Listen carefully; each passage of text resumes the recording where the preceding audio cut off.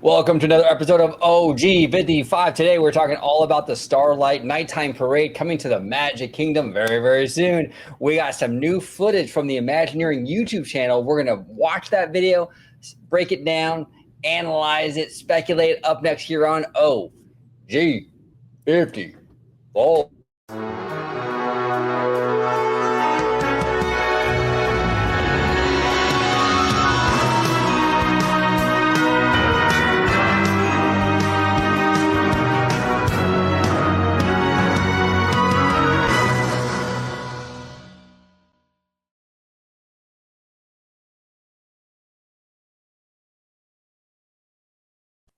Welcome aboard, everybody, to another episode of OG 55. Today, we're talking all about nighttime parades, more specifically the Starlight Parade coming to the Magic Kingdom over there in Orlando, Florida. Before we dive in, George the Italiano is joining me today. George, how are you, and where can everybody find you on social media? Absolutely, doing well, and so glad to be having this conversation with you. I was watching some of the footage earlier, and definitely a lot of hot takes on this. For sure. I mean, they really went all out with this one, but we'll get into that in a few minutes. But in any case, you can find me right here on Orange Grove 55 with Citrus Corner with all that sweet, juicy, but sometimes sticky Disney news and info. And you could also find me on my new YouTube channel, Citrico Central, sister channel to Orange Grove 55. There he is. All right, let's dive right in. This is from the Walt Disney Imagineering YouTube channel. More specifically, their show that we call it Imagineering. Obviously, we're not going to watch the whole video because the whole video isn't about this parade, but we're going to watch the entire segment regarding the Starlight Parade. And we're going to do like we always do here on OG55. We're going to watch it, stop it, break it down, talk about it, all that jazz. Let me go ahead and make sure captions are on. And let's rock and roll, George. Let's go. So here we are, backstage, yes, making final preparations for our new Disney Starlight Parade. Rehearsals, lighting, programming, everything you can imagine. This is 10 years since there was a nighttime parade at Magic Kingdom, and you can really sense the excitement. It's palpable around here. I am so excited about this constellation. Now, real quick, the fact that it's been 10 years since we've had a nighttime parade at Walt Disney World, actually, technically, well, it hasn't quite been 10 years for Disneyland Resort because we had Paint the Night for the 60th. Mm-hmm. And then Paint the Night moved over to DCA, I think, in like 2017. But even 2017, we're that close to 10 years. I mean, that wasn't exactly just a couple of years ago. So this is crazy. And it's really kind of, well, number one, it's ridiculous. We both coaches had to wait that long, number one. But number two, it's really good news. I'm the kind of guy, better late than never sort of thing. And hey, it's been 8 to 10 years for both resorts, and we finally are getting some nighttime stuff. I think it's fantastic. So, absolutely, I think honestly, to not have a night parade at a Disney park is like not having fireworks. I think they kind of go really well, like hand in hand. I agree with you. I think for why it took this long, I think was kind of a little bit ridiculous. But it, as you said, better late than never. I'm glad that they're starting to get on that hype train to bring the night parades back. And actually it would be not even just an X amount of time between the resorts, but both Walt Disney World and Disneyland will have night parades going off at the exact same time, which we haven't seen that in a long time. Correct. Yes, absolutely true. Absolutely true. The only thing that concerns me, I love Paint the Night. And we're going to get into the Starlight stuff because the Starlight stuff is really exciting. I love what they're doing with this parade. My only concern, Disney loves to do what's the word for it? Limited time magic stuff a lot with these parades, especially the nighttime ones. They bring them out and they're there for the season and they take them offline and they go back in the vault, or I hope this is not the case. I hope Disneyland keeps Paint the Night basically forever. Just keep going. Don't end it after the 70th. And I really hope Starlight continues beyond just like a season or this summer. It's far too easy sometimes, I think, for Disney to pull these off and then ship them to another resort. I don't want any of that. This is Florida's parade. Let them have it. We got Paint the Night. Let us have it and let it go on indefinitely, like they used to do with the Main Street Parade back in the day when like I was a kid, so that's my concern. I don't have full confidence these parades are going to stick around past like a season, but is that your concern too? That is definitely a concern of mine, because that seems to be Disney's kind of MO with them. They bring them out for so long and then they glow away, or that's what they use for like the Main Street Electrical Parade. And then they say, you'll never see it again. And then in a couple years they bring it back and then they take it away. It's like a lot of like tug and pull. It's like, just leave it. Like, you don't need to keep start, stop. And me personally, I would rather have a night parade than a day parade. They can have like the cavalcades daytime and have like one big grand night parade. Absolutely agree. Well said. Disney dreams that we are bringing to life start with the Blue Ferry to the rooftops of London, following the second star to the right. Then we travel to the Kingdom of Rosas. From there, we celebrate the family madrigal and the world of Encanto, Frozen, and Elsa. Then we go to the world of Coco with Miguel and Dante and Pepita. Then Moana. And finally... I absolutely love like Disney like Imagineers, or like the people that work behind these things, because I love how animated they get. Like when they express something or they're explaining something, it's like, rather than just say, it starts out with the Blue Fairy and then you have, Peter Pan, and then we'll have the first Encanto. Like, rather than that, it's like we start off with the Blue Fairy and then second star to the right, we got Peter Pan. It's like, yeah, I know it's a little heavy with the performance, right? I have a question for you though. She didn't mention this float. Now, I'm pretty sure that didn't get canceled. I think we see it in this video, if I'm not mistaken. It's still part of it, right? Yeah, I believe so. It's still part of the parade. I think what she was referring to is, I think, now don't quote me on it, I think the first float is going to have a little bit of an extension that's going to have the Blue Fairy, Peter Pan, and it might have been Encanto, or it might be something else. And then they have like the individual pieces and then another long extension at the end, which I don't want to mention right now because we'll get into that. We'll talk about it. Yeah. Yeah. But it worries me that she didn't mention it. And here's the thing. I've seen a lot of people talk about how Wish shouldn't be part of the parade because Wish was a box office flop. And why would Disney put a float based on a movie that was kind of a flop, right? Now, I'm going to push back on that mindset quite a bit here, because if we go by that mindset, a lot of the stuff that Walt Disney himself released didn't exactly do well in the box office either. If I'm not mistaken, George, correct me if I'm wrong. I don't think Fantasia was a huge hit. I don't think Pinocchio was a big hit. And those are just two big examples. So if we go by that idea that, well, it didn't make money, so why are you going to use it? Well, then you wouldn't have Fantasmic, because you wouldn't have Sorcerer Mickey, because Fantasia was a flop. You wouldn't have the big Pinocchio float in the Main Street Electrical Parade, well, because Pinocchio was a flop. So for me, one of the things that make the Disney flywheel so special, and we've talked a lot about it here on the channel with Mr. Seymour Duck, with the financial stuff, is that you have that flywheel, and even when the movie doesn't do well, you have other opportunities to make money and to keep that brand relevant and to keep selling merchandise. So why would you let this franchise Wish die on the vine? Disney's never done that before. Not really. Actually, they Black Cauldron, but they shouldn't have. Go ahead. Yeah.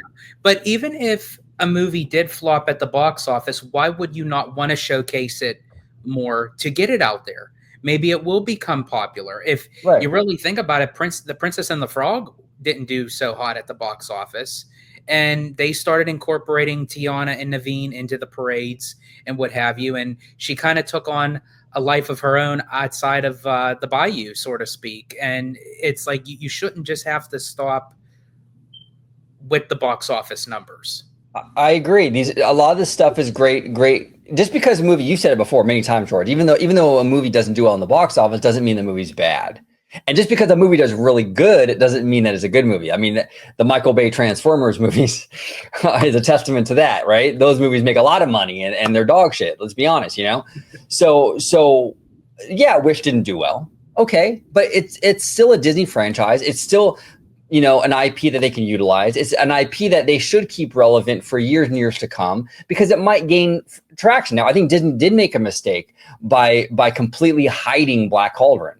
I think that was a huge mistake. I think it was a huge mistake for so many years that Disney hid Treasure Planet. I think they should have kept going. I think Treasure Planet, you've seen that, you heard the applause lines from people during during Wondrous Journeys with the Treasure Planet scene, how people go nuts for that. Mm-hmm. You know what I'm saying? So even if a movie didn't initially do well in its early run, doesn't mean that it should just die and go away. So Wish, I hope I hope it's still in the parade because I'm worried because she didn't mention it, but I hope they kept it and it should be in there. That's what Disney does. They even though the movies don't do well initially, they do keep them relevant through their parks and other means, and they should. We get to our grand finale, our Starlight train, who just happens to go by the name of Whimsy. This is the new character. This is our finale float. This is what. Okay, so now I love this. I freaking love this. This reminds me a lot of the parade they have in Tokyo, right? Mm-hmm. Don't they have a little train like this? Very cute. I love the fact that his face is animated. It's kind of like the big drum that we have for Paint the Night. Yes. But obviously smaller. Very cute, kind of a classic looking animation style, which is also very, very cool. I don't know. It's an original character. Yes, exactly. It's. I think it's cool. I think it's really cool. But what say you, George? Absolutely, and I love the fact that they kind of dipped into kind of paying like tribute to kind of like the Casey Jr. and then, as you had mentioned, the train that they do in Tokyo.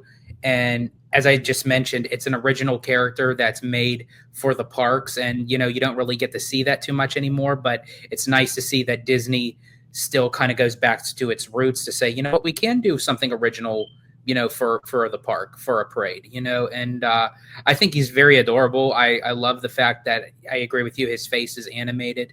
Yeah. And I do believe, and I'm not sure if they touch upon it in here, but I thought I heard somewhere that they got the concept for Whimsy going back to the old Walt Disney, I think, like the Silly Symphony cartoons. Oh, I love it.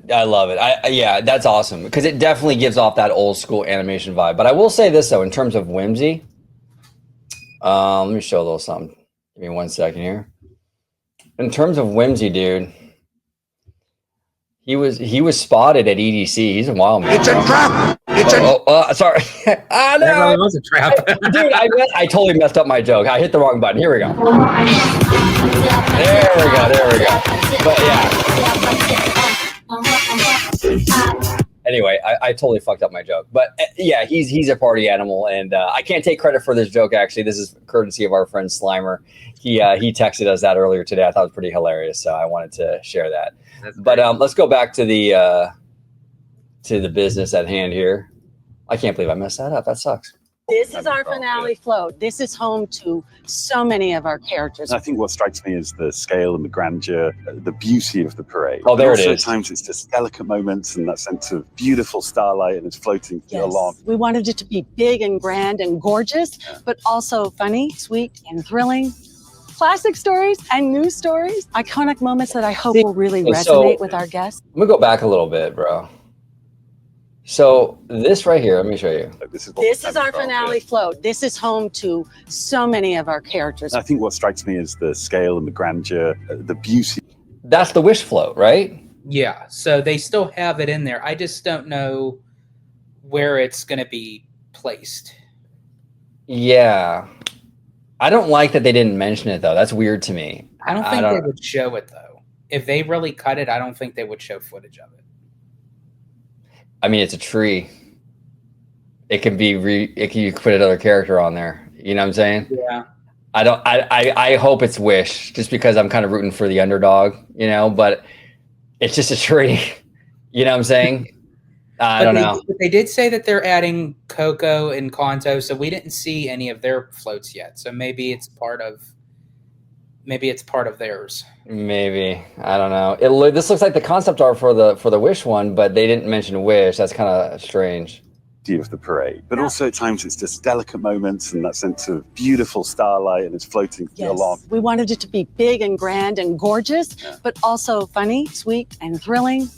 classic stories and new stories, iconic moments that I hope will really resonate with our guests and will create memories that they will treasure I will say and I talk do about love for the rest of their lives. lights. The Like new what? I'm how- sorry.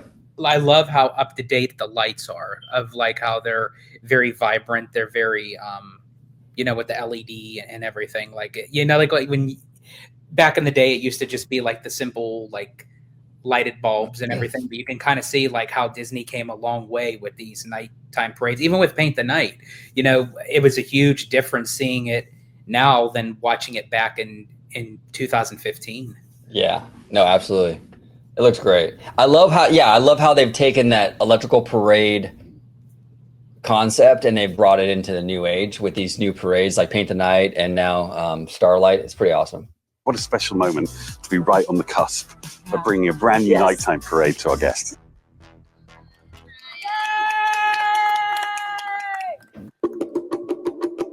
So Danny, as senior art director on this beautiful project, tell me about what you do. One of the things I do is design floats. I would take parts and pieces from the Blue Sky meetings and create the foundation for what that design will become. Start with the pencil sketches, we go to the color renderings, we consult with the lighting, we take them to model, engineering, and now the programming. So it's amazing, 2.5 years later, now we're actually staring at the float here at the parade barn. Incredible. I love that we get to take your beautiful renderings and we get to craft this beautiful moment over the entire loop of music that ebbs and flows, all of that starlight, make sure that we get all of that. One of the things that we really wanted to focus on was the shape language of the waves. It gave it that sense of kinetics, that sense of motion, even though it's static. I think we have about 50,000 pixels on this. We have a lot of extra definition and density that is really important to create that fullness of the waves, that white cap look as we're rolling through those waves. Cool. The new UV technologies that we're using for the sail and for Grandma Tala. Oh, very that's elegant, cool. but also very sharp and musical when we need to be. As many places we can infuse the starlight magic as possible. So we can have a really fast sparkle, or we can have a really slow and dense sparkle. Wow, and that is a magic moment in itself. Parades have been a lifelong part of my Disney journey and as a guest. And I remember being about 10 watching Spectro Magic with my parents and be mesmerized by what that was. At that point, I didn't realize what my future was going to hold, and to be able to be here that many years later. I always felt like those weird, like glow-facey clowns were kind of creepy back in the day. Yeah.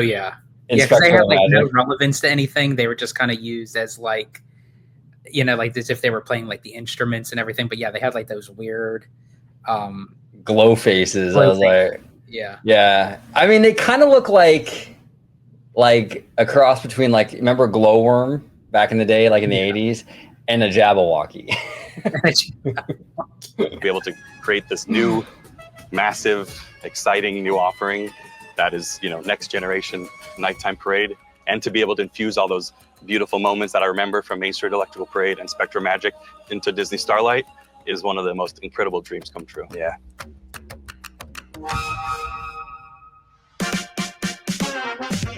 The original Main Street Electrical Parade was one of the first entirely electronic pieces of music. Then you had Spectrum Magic, which brought in a whole orchestral element. Yeah. So our idea was, let's bring the electronic and the orchestral elements together.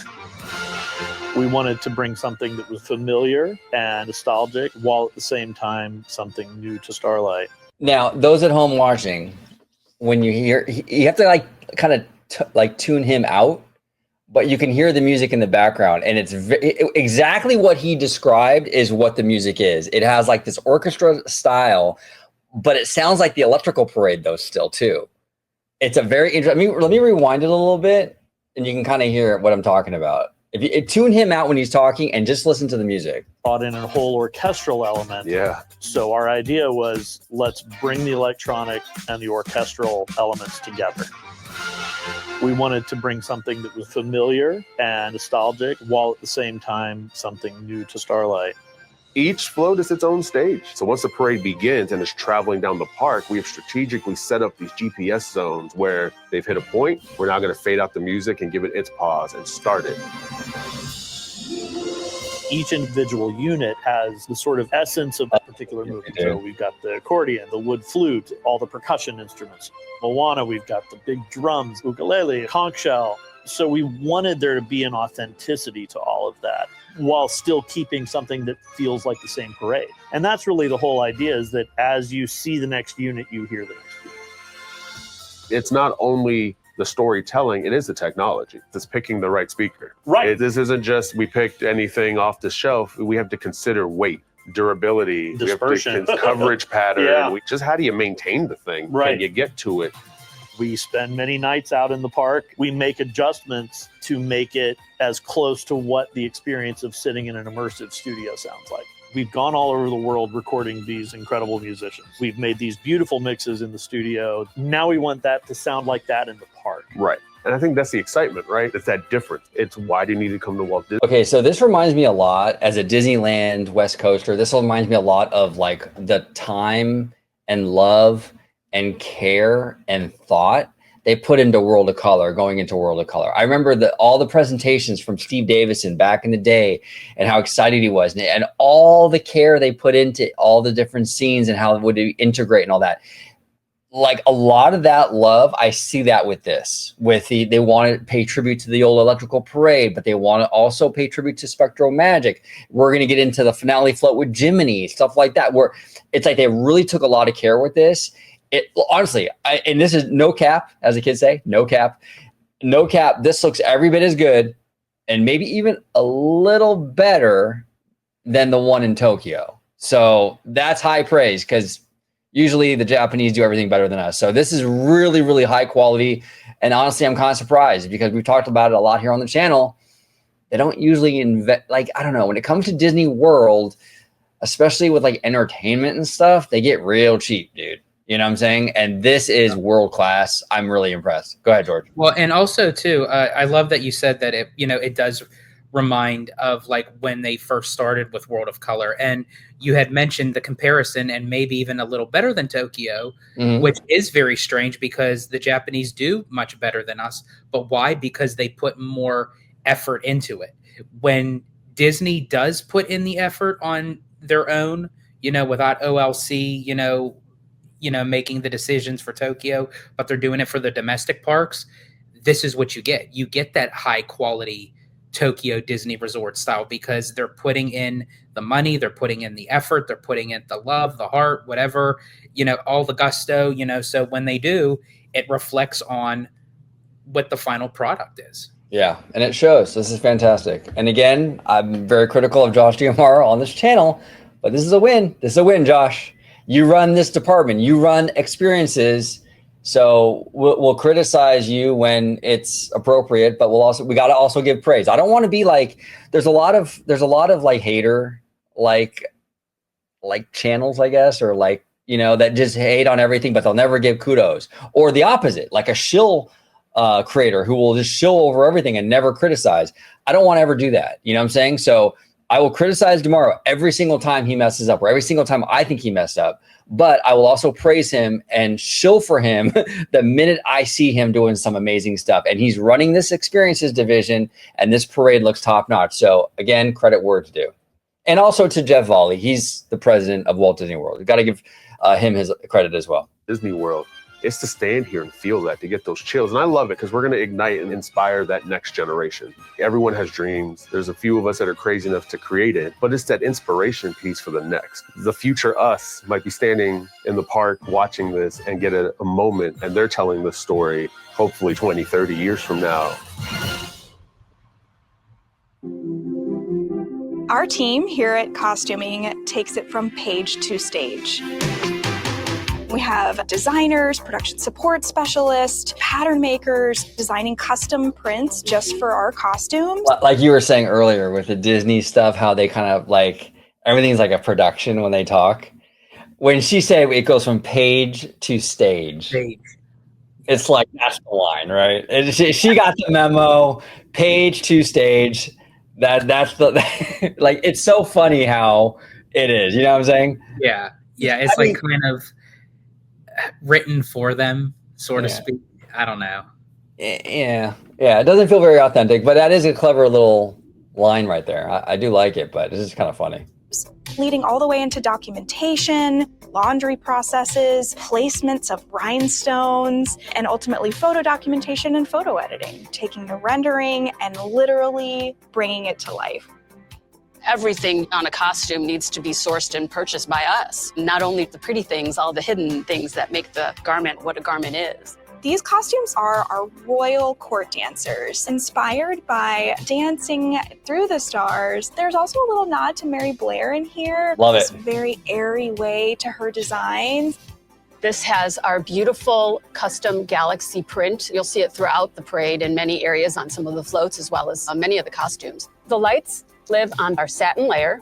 Then we lay organza on top of it that has our custom print. And you can also see that from underneath, you don't even see the lights or the wires. The performer does not feel them at all. Lighting has been intentionally placed throughout the skirt to be kissed by starlight. Each light is individually placed, and then they feed into a box that we plug into the battery. What is also really cool is that the lights are going to sync with the music yes. and the floats. And then we have our finishing touches with the rhinestone appliques, all hand placed by our costume assistants. Many, many hours of work go into the rhinestoning as well as the sewing and construction of this skirt. They're just tiny little points of light that are going to dance and twinkle and sparkle, kissed by the stars once again. My name is Dana. Today I'm going to walk you through some of the animated content that we created custom for the Disney Starlight Parade. When we started talking about other than like the cheesy like a kiss by the starlight sort of thing, I do love the overall storyline of the parade where you're taking these characters, but in a sense they are getting kind of touched by that starlight and like the magic within and everything. I do love that storyline, and actually what it looks like we're about to see now is also one of the main characters that kind of is like that headstrong with the, you know, the starlight and everything. And I love how they incorporated him into the parade because he, Jiminy was part of Spectra Magic. And I love how, you know, they're incorporating a lot of kind of like infused moments with Main Street Electrical and Spectra. I think that's really great. Yeah, you can tell they put a lot of thought into this. And this is what I'm talking about. Jiminy works on multiple levels. Number one, it works because of Starlight. Obviously, his character is very much connected to Starlight, When You Wish Upon a Star, right? But it's also a tribute and an homage to the parade. So it just really, really works on so many levels. I love it. And I love seeing Jiminy come back because not even just with Spectra Magic, but he was also the headliner for Wishes, which was one of my favorite fireworks shows. So the fact when Spectra Magic ended and Wishes, Jiminy was kind of taken out of the spotlight, so to speak. So being that he got taken out of the spotlight, I'm glad that he's back in the starlight. There you go. Are you rehearsing your lines like the Disney folks, George? Yep, I'm doing my rehearsal now, so I gotta stay up with the times. About Jiminy Cricket, our team did a concept animatic of what would he do if he was made of starlight. The Jiminy Cricket is going to be prominently displayed at the end of our Disney Starlight Parade at Magic Kingdom, and it's going to be a wink back to Spectral Magic, where he was also waving goodbye to our guests at the end of the parade. We created a rough idea for what Jiminy's animation was going to be. When we brought that to legendary Disney animator Eric Goldberg, he helped us refine that, and he did it traditionally, pencil to paper. Now, one thing that I'm curious about, anyone at home that knows the answer to this, please comment in the description. I would love to know the answer. Whenever they need a hand-drawn anything, they go to Eric Goldberg. Mm-hmm. Is he the only guy that knows how to do hand-drawn animation at this point? Because it kind of worries me that they always go to him. Well, in a way, I think so. I think he's really the only one that's active with that because Andreas Deja, I think he retired. Yeah. And Mark Henn retired. Mark Henn retired. Glenn Keane moved on. Yeah, I think but that's kind of sad in a way that you have an entire animation studio and only one person, unless because there's other people. I mean, I hope there's other people that know this art form, because I would hate for it to die on the vine like that. It just worries me, because every time they have a hand-drawn thing, they go to him, and it's like, well, what happened? He's not a spring chicken. He's getting up there. What happens when he leaves? I mean, I hope there's other people that know how to do this. You know what I'm saying? Like to this level too. I mean, obviously there's a lot of people at Disney who know how to draw, and Pixar as well, but like that's really well versed though in that hand-drawn art form.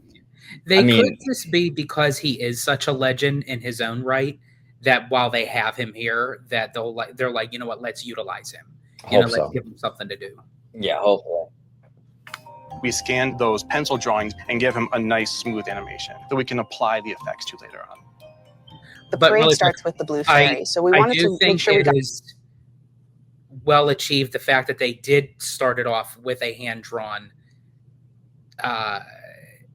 animation for Jiminy, rather than just go right to the computer. I love how they went back to hand-drawn, and now there was speculation that 2D animation may be coming back to the studio, so these may be little glimmers of hope that that's the direction they're going. I hope so. And like I said, I'm not like a stickler when it comes to hand-drawn. If you want to hand-draw it and then paint it digitally, which is what they've been doing for a lot. I mean, they were even doing that during Michael Eisner, but I mean, that's fine for me. But I love just having like what they did here, having that pencil to paper. That I don't know. There's something about that with an artist drawing on that paper where the final product, I just feel like there's so much heart that goes into that. It just feels different. You know what I'm saying? So yeah, you're right. We recently did a video, check it out, everybody on the channel, about hand-drawn possibly coming back. So maybe Eric Goldberg will train the next generation of young hand-drawn animators. That would be freaking awesome. Hopefully. It's a great art form, and I would hate to see it die out. We need to keep it alive. I'm not saying that Disney has to like focus on just hand drawn. I understand that times change, the industry evolves, but to lose it completely and to have, would be a real sin in my opinion. Got back to our roots and looked at the film of Pinocchio. I started looking at the playfulness and fun magic of Tinkerbell and how it spreads out once she flies through, and you create these wonderful little pockets of pixie dust. We also looked at Fantasia, different kinds of arcs. And now, real quick, I do actually have a little fun thing for everyone here at home. I actually haven't shown this in a long time, and we've gotten a lot of subscribers actually since I've actually shown this.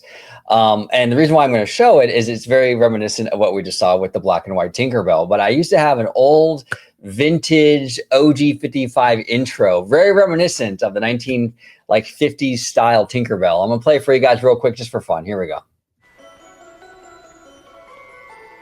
Welcome to Orange Grove 55. There we go. Classic. Might have to bring that back for the 70th. We'll see. And movements, all of these different elements that we've been encompassing over years of history over at Walt Disney Company are now being brought to life in this way.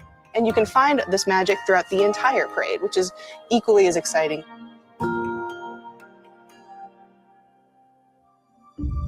Once that process was complete and we were happy with the sequence, that's when Javier added the beautiful VFX. This Starlight magic environment, which is a little pixie dust star that goes around and illuminate him, which was a big challenge because this is a 2D cartoon animation and we was trying to mimic 3D environment lighting. To do the 3D lighting, we have to break down Jiminy in 72 different pieces, like fingers, hands, arms, everything separate, but the team did a great job. I has been following the process the whole 8 months, waiting for this moment, where I put together the piece and it became what we thought about it. And I think one thing that's really special about this is that Anna, who's your daughter, got to help design the look of the Starlight magic, right? Sitting down in the color correction process next to her was really, seems something really special for me. And really soon we'll get to see it in real life together. I can't wait to see the guests to experience what we create here with Jimmy. What a perfect way to end the Starlight Parade. Another really fun float that we got to help out with was the brand new character called Whimsy. He is, like Jiminy, made of the Starlight. He is this childlike, whimsical character, so we wanted to keep him youthful, happy, playful. We want them to dance, have that energy of the parade. You also studied a lot of vintage animation. I looked back at old Silly Symphonies animation shorts so that we could bring in some of that older and then bring it into the new, make him look super magical. And then he's like, here I am, peekaboo. It's so magical. I love it. I think about opening day at Disneyland. That first parade, is how amazing to be a part of that decades-long legacy of creating parades for our guests. Yeah, I feel that. How can you sum up what you want the guests to feel when they come and see this incredible parade? I'm hoping that they walk away from this understanding and feeling the power of what it means to put your dream out there in the world and go after it, and eventually get to celebrate it coming true. That's what I hope they get from all of this, right? So my first Disney parade experience was as a performer in the Tencennial Parade. Wow. And then I got really lucky and I got to actually choreograph the Remember the Magic Parade, which was the 25th anniversary parade here. And I did the 30th, which was the Share a Dream Come True Parade. And now to get to create something that will hopefully live on for a long time, to be able to be a part of that, I just feel so blessed. It's very special. I just do. Yeah. I just do. And she said, hopefully, to live on for a long time. So I know you can't take words, you know, fully, but I'm hoping that kind of means that it's going to stick around for a little bit. Yeah, and that's yeah. I don't think the parade will go away. I'm just worried it won't stick around. Like the electrical parade, for example, moved around. It didn't stay in one. Your thing is your fear is that it's going to move to a different location. It could, because they've done that before, and like ship it to Shanghai or something, or they ship it to or Hong Kong or something, or what I'm saying, or that worries me. I hope it's not the case, and I hope with Paint the Night it stays where it is too. But they've played these kind of like parade shuffle games before, and that's why I'm bringing it up. Not to be a negative Nancy, I'm not, but we've had this before. Paint the Night was in storage for years and years and years. We've seen the electrical parade travel the world, So I just don't want the parade to go for a season and then it's gonna go to Hong Kong or something, because Hong Kong needs an attendance boost, right? Disney likes to do that stuff. This parade needs to stay at Magic Kingdom. And I'm grateful.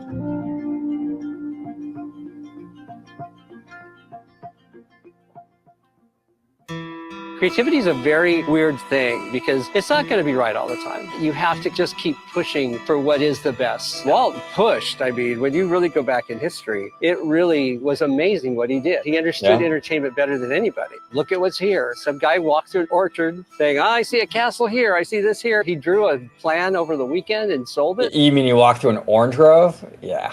2 years later, here's Disneyland. And then that went to Florida. And then that went to Paris. And then it just kept growing. It's an extraordinary privilege to carry on that tradition and that legacy. But sometimes I do feel like a hand on my shoulder. So you better get I felt it big time, like when Bob Gurr. It's also good to see Steve Davidson again. I used to really love watching Steve Davidson's presentations, like I said, for World of Color and those kind of things, the nighttime shows, the fireworks. He used to bring those presentations were entertainment in and of itself. And he kind of fell back. He hasn't left Disney, but he kind of fell back into the shadows a little more. He's not really very like front facing anymore. You don't see him in a whole lot of stuff. And it's good to see him in this video. Really good to see. I do know that he had some health concerns that he had to take care of, and that's where he kind of stepped back a little bit. But whenever we do see him, it is a very it's a treat to actually see him, and I'm glad to see that he's doing well with his health and everything. Absolutely. Gurr, who's one of the Disney legends, came up to me and he goes, I have to tell you this. Walt Disney would love this. You're doing new stuff and it's creative and it's where he would go with things. So I just wanted to thank you. Wow. And that to me was one of the best comments I've ever gotten. Because you're like, I knew Walt Disney, he worked with him. It's fun to hear things like that. Because you get so involved with everything and so in the weeds sometimes. You're here because of one man. You're here because of Walt Disney. And he dropped that stone into the pond and it caused a ripple. And that ripple has gone everywhere. And that's what you need to remember, is that one guy had a vision and you can have a vision too. Become part of that vision and drop your vision into the water and watch people And if it's new and innovative, it might just go to new heights that you've never imagined. But don't be afraid to do it or try it.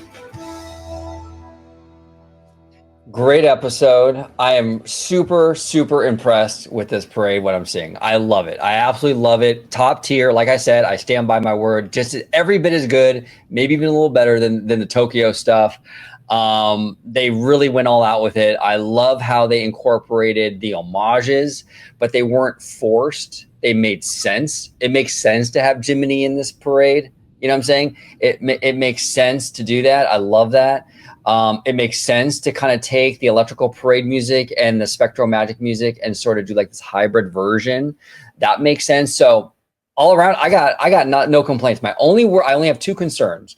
I'm kind of concerned that they got rid of Wish and they're just going to use the tree as like a kind of like some other backdrop for some other character. Like you can easily put Rapunzel next to that tree right behind her float or something, right? It's just a tree. So I worry they ixnayed the Wish part of it. They kept the float, but the float isn't necessarily super tied to the franchise. It's just a tree.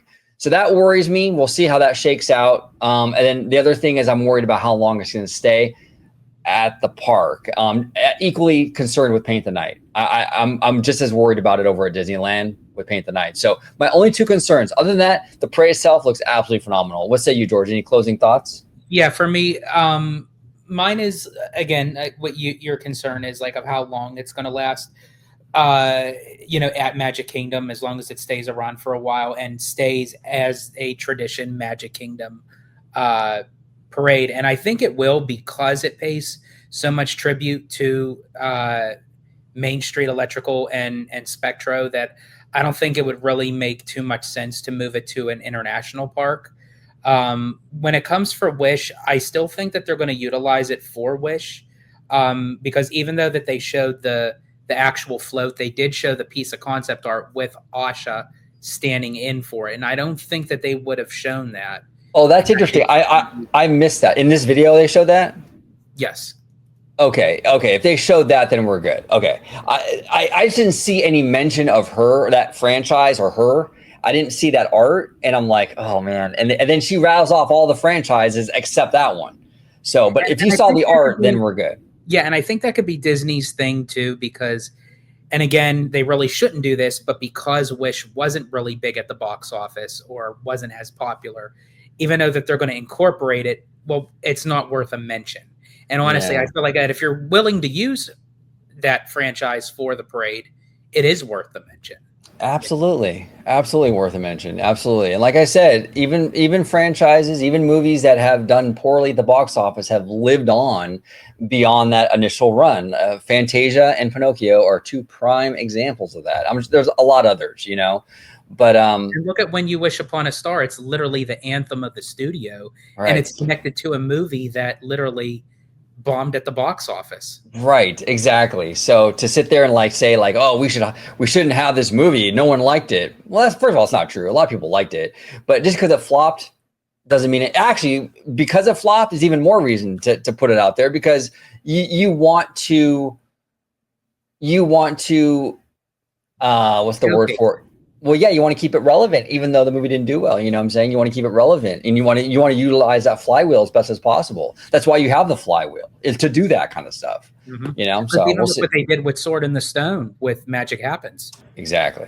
And then they even added Madam Mim to Oogie Boogie Bash, which really surprised me, but I'm glad they did.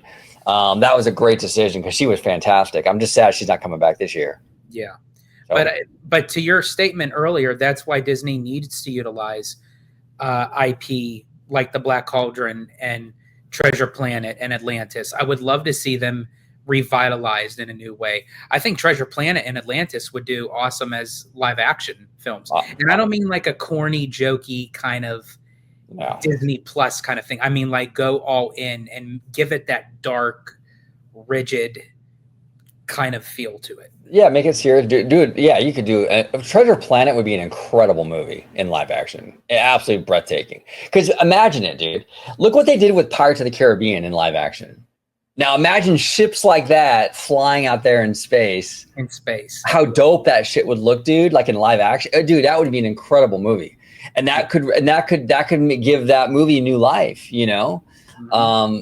Disney, if you're watching, you should think about it, because if you don't give it a chance, you never know. You never know. Like the woman said, right, in the video we just watched, you know, if you have a dream, go for it. Disney, what's your dream? Go for it.